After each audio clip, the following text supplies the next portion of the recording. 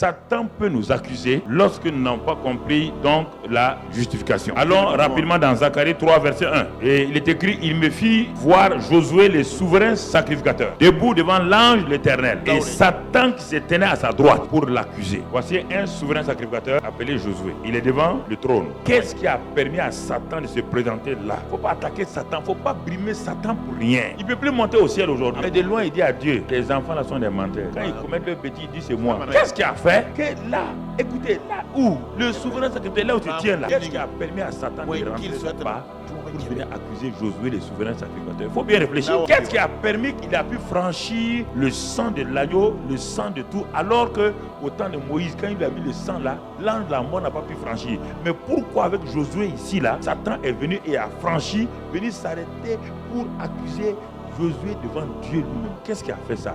Il n'y a pas la faute de Dieu, c'est la faute de Josué. Pourquoi Satan arrive à t'accuser et à remplir ta conscience? Conscience est surchargée. Pourquoi? Parce que si tu ne veilles pas sur ton vêtement de justice, si ton vêtement de justice est sale, Satan n'a plus peur. Dis le verset suivant. Or, Josué était couvert de vêtements et se tenait debout devant l'ange. Josué était simple croyant. C'était un quoi? Souverain sacrificateur. On te parle d'un phénomène spirituel ici. Il dit, l'ange prend la parole, dit à ceux qui étaient devant lui, ôtez-lui les vêtements. Et il dit à Josué, il parle à Josué maintenant, voici, je t'enlève ton iniquité et je te revêts d'habits de...